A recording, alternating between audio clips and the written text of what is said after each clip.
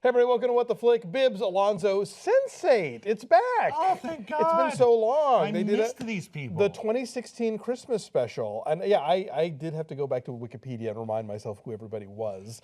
All their names are forgotten to me now. Yes. Like all of them. We will be using very general, the DJ. We'll be doing that a bit, and we apologize. But, you know. When you have a cast of 8 people, all of whom have a variety of supporting cast members in their stories, it's a little hard to keep track of the names. We're sorry. But this is actually almost not so much a Christmas special as it is a movie that happens to have some Christmas in it. This is a 2-hour event. Yeah, I mean, but at the same time, like so many Christmas specials, they don't want to get too far ahead in the story. So it's sort of like they have to come up with kind of a self-contained thing that everybody gets to do something in, but not so much that they're going to cut into season 2's action. So I suspect that, which is weird because it's Netflix, there's no reason to suspect anyone's going to miss an episode, but by the end of this episode, the story hasn't really progressed that far. No. There's not a lot that happens in this episode, special, movie, whatever you want to call it, that couldn't be kind of breezed over pretty quickly in a previously on Sense8. Totally, yes.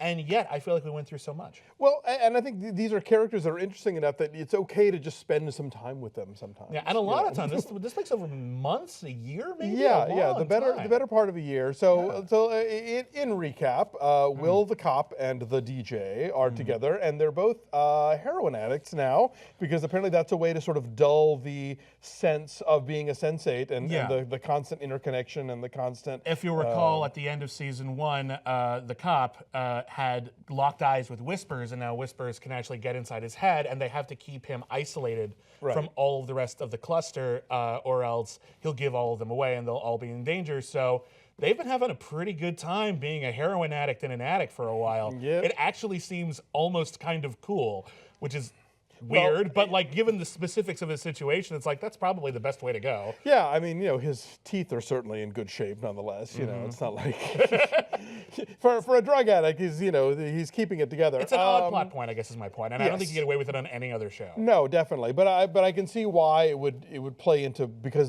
so much of this is about the mind and its interconnectivity that you have to do something to shut off those receptors.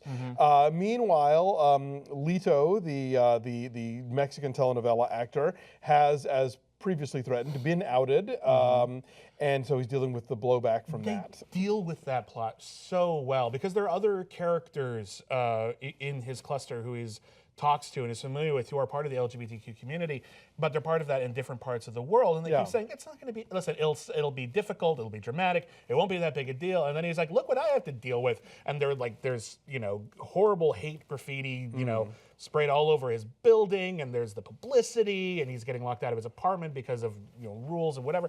And everyone says like, oh yeah, you're right, this is worse, actually. This is pretty crap. Yeah, I mean, this, I think, show does it. You're right. It acknowledges the fact that it's one thing to be a trans hacker in San Francisco, and very much another thing to be a like TV leading man in Mexico City. So there's specificity to the way these things play out, but also I liked the fact that when he's meeting with the handlers and the network people and the people who make the decisions, they're all like, oh, well, yeah, you're gay, whatever, we don't care, but your public face has to be this, this, this. And when he defies that, then they're like, all right, well, we'll pull the plug on all this. Goodbye. Yeah, like we can't use this, so, adios. Let's see, meanwhile, German thief Yes. has discovered that badass action sequence he found himself in at the end of season 1 has left a power vacuum in Germany, and now he's kind of positioned to be a mafioso of sorts. Right, which he sort of seems to be backing into with not a lot of enthusiasm, but he's not really saying no either. It's interesting because the movie special, whatever, climaxes with a gunfight around that plot,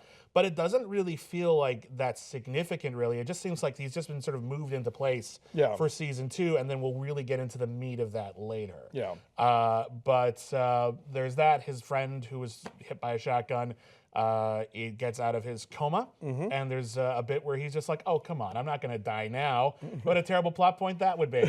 Speaking of awkward shout-outs, they have replaced a cast member. Oh, yes. Cafeus, our bus driver, is now played by a new actor. I forgot the actor's name. I forgot to look it up. I'm a jerk. But in his first scene, they do a lot of like camera angles, like the sunlight's right behind his head, just to sort of ease you into it. Right. Just so like, oh, it's Cafeus. And then you see them, and his friend says, you look a little different. Did you do something to your hair? And then it just cuts to a big close-up, and it's an entirely different actor. What a daytime soap opera thing to do. Well, it's like when Roseanne switched Becky's and then switched back Becky's. You know, they sort of commented on it and then moved on. Well, I remember every summer, like As the World Turns would have like a teen subplot, because then all the teenagers are at home and able to watch daytime television. Right. And all the characters who were like 10-year-olds last summer are now 18.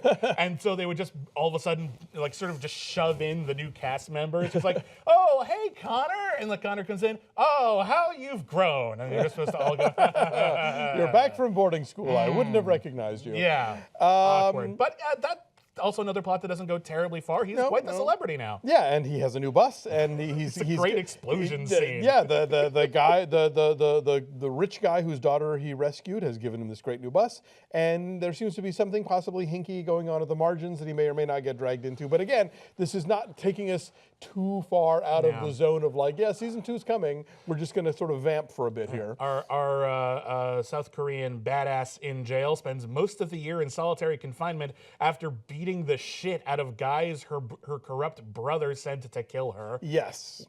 She's so cool. Solitary's probably pretty easy when you're a Sense8. That's true. I mean, relatively. I mean, I still wouldn't want it, but like, I can just go to like 7 other places in the world. Sweet. Right. You've always got somebody to hang out with. Yeah, not so bad. And then who are we leaving out? Oh, the hacktivists. Oh, the hacktivists, right, yes, okay. So they are still hiding out within the city of San Francisco, which is pretty brilliant, I think. Yeah. You'd think that she would have to like go off to some far off place, but no, she's just... kind of live in plain sight in San Francisco in a lot of ways. I think so. Just put on some really adorable Rudolph the Red-Nosed Reindeer glasses, which, by the way, sell those.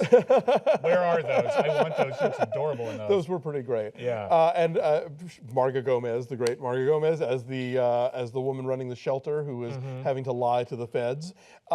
Yeah, so you know, I like the you're right, the unusual pairings that happen on this show where she's talking to the gay, you know, actor, or where suddenly like and even they'll kind of acknowledge, why are we together? You know? Yeah. Oh, we almost forgot the Indian woman who just got married to a guy that she's okay with. Yeah, but doesn't love, and she's dealing with that. She decided to go through with the marriage, but she's still a little iffy on the whole sex thing, especially since clearly she's got a yen for German thief. Yeah. And she breaks her husband's dick. Your love is painful. It's a great line. is a great line. Sense8 is very unique in its construction because not only is it an ensemble drama, we've seen this before, it's an ensemble drama that is very focused on globalism, and it'd be very difficult to, without the fundamental premise of Sense8, the idea of 8 people completely disparate, sharing each other's lives and experiences, it'd be very difficult to do this without it seeming kind of arbitrary, right? Or worse, completely contrived. And if this were a network show, you know, they'd be like, can we lose the African and the Korean and maybe just make them Canadian, you know? Can we, by the end of season 1, can we have them all together in the same room? And they really haven't done that. No. Only like 2 of them have like met in person. True. Like it's been pretty solid. But I'm glad we're not doing that because it's that element of globalism, it's that element of connectivity that makes the show special. There's a bit where the hacktivist character is like, you know, hiding out at like her friend's apartment, and he's talking about how he feels very isolated. He doesn't have a family for holidays, but he has people he knows online, and they feel more like a family, and he's kind of embarrassed by that. And isn't that strange? And she, of course, being a Sense8, says, no. I totally get it. There's this the idea of the world as a group of separate communities and states of being and states of mind it's still relevant, but it's dissolving a bit, it's eroding, and we're seeing now that we can all be so much more connected with each other, hopefully some hope that we can finally find all of the commonalities that we have. And given the political situation, we really need to keep thinking about these beacons of hope going. We need shows like Sense8. We need stories. We need machines that produce empathy so that we can remember that we are not alone, that we are not special, and that the people who are like us, the people who make us feel comfortable being around them, can literally be everybody on the planet. True. Yeah. No. That's the beauty of Sense8. I do like the underlying message of the show. I like how unabashedly queer it is.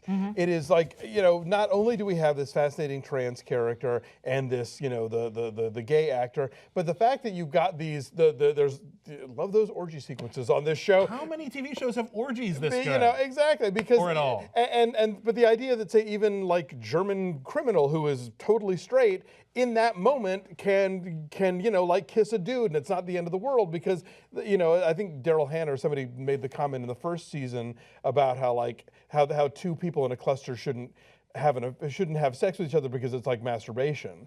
So like the notion that every time one of these people has sex, they're all having sex. Right. And that they all can sort of intertwine with each other and not get hung up on like, oh, you're a guy, you're a girl, you're a trans person. You know, it's just all there and it's all fluid and it's all happening. I really wish we could get J. Michael Straczynski and Wachowski Starship to come on the show and actually just talk about this, because I just kind of wonder, were you just watching Cheech and Chong's Corsican Brothers? And I was like, I got it. We'll take it really seriously and we'll spread it out with more characters. Like, I want to know how this evolved from an idea that sounds kind of neat on paper. It could have been kind of a disposable, you know, sci-fi-ish sci-fi sort of thing, story. yeah. It could have been a novel, whatever. It could have been really, really good. And how this expanded into this incredibly beautiful metaphor for basically the state of human civilization as a whole. That also has an alarming specificity. It has incredible characters, all of whom are going through really beautiful experiences that are entirely different from one another for the most part. And yet, I relate to all of them. People who live in different parts of the world, who have different experiences, who have different sexual orientations than me. I feel completely connected to all of these people, and they feel connected to each other.